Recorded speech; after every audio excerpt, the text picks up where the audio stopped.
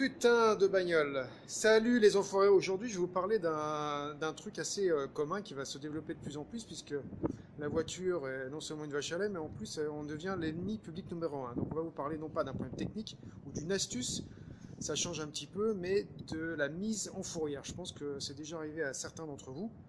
Là je suis venu pour essayer de voir avec un ami quelle serait la solution pour lui la plus économique en fonction des circonstances. Donc la voiture, elle a été prise sur le domaine public il y a à peu près une semaine et elle a été mise en pré-fourrière.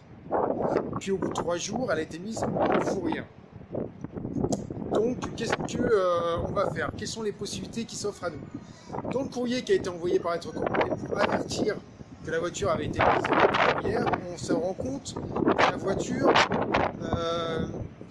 elle risque d'être mise à la destruction parce qu'ils ont considéré que la valeur du véhicule était à 726 €. Donc le risque, c'est que la voiture parte à la destruction si on ne réagit pas. Donc c'est ce qu'on va faire aujourd'hui. Mais pour un véhicule qui a une faible valeur, quelles sont les options qui s'offrent à nous?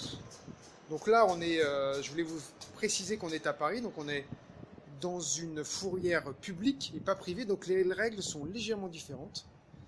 Et les règles ont changé depuis le 17 novembre 2020. Qu'est-ce qu'on va faire? On va rentrer dans la fourrière et on va voir si, par exemple, c'est pas plus avantageux pour nous d'abandonner la voiture, payer le PV, et eux, après, ils font ce qu'ils veulent du véhicule, et nous, on n'aura pas, par exemple, à payer les frais de fourrière qui s'élèvent à Paris à 29 € par jour. Donc ça veut dire que la facture grimpe très vite, surtout si vous avez un véhicule qui a une faible valeur. Donc voilà, on va rentrer. Et puis, on vous dira en ressortant ce qui s'est passé et quelle option on va choisir pour la suite. Donc les enfoirés, quand vous laissez votre voiture pendant un certain temps stationnée, ils vous mettent un petit autocollant, un petit papier comme ça, pour vous dire qu'ils vont vous envoyer une amende. Mais en général, on ne reçoit jamais d'amende. C'est une manière de contrôler, de savoir si le véhicule reste statique ou pas.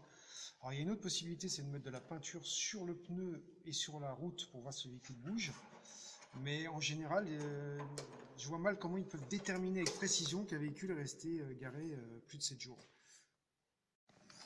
Ça... Oui.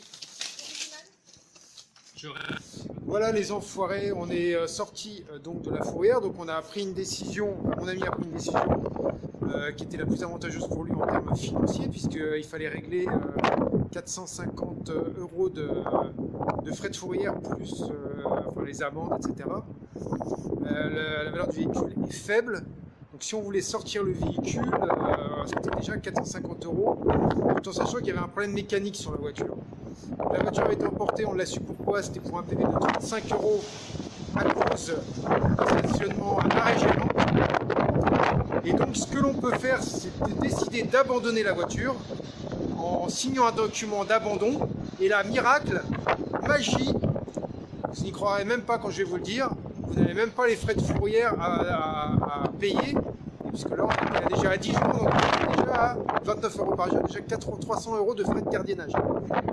Donc la solution dans ce cas-là, parce que le véhicule était de valeur très faible, c'est d'abandonner le véhicule et on ne paye pas les frais de fourrière. Il restera à payer le PV, qui en l'occurrence on assume le montant, donc c'est 35 €. Donc pour 35 €, on a résolu un problème, plutôt que d'avoir une voiture sur les bras, de savoir quoi faire. C'est dommage, c'est regrettable, parce qu'on n'aime pas voir des véhicules quand même somme toute assez beaux et en bon état. Bon, c'est quand même une Peugeot, c'est un véhicule modeste, mais de 2008. Et ce que je voulais vous préciser, c'est qu'en fait, il n'y a même pas d'expertise pour savoir si le véhicule va partir à la destruction. Le critère, il est tout simple, il ne s'emmerde plus.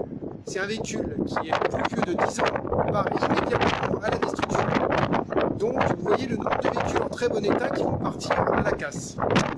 À vous d'acheter maintenant un véhicule électrique, c'est vraiment l'avenir pour avoir encore l'autorisation de circuler avec une voiture. Voilà les enfoirés, si ça vous a plu, vous appuyez sur la cloche pour recevoir les notifications et nous soutenir.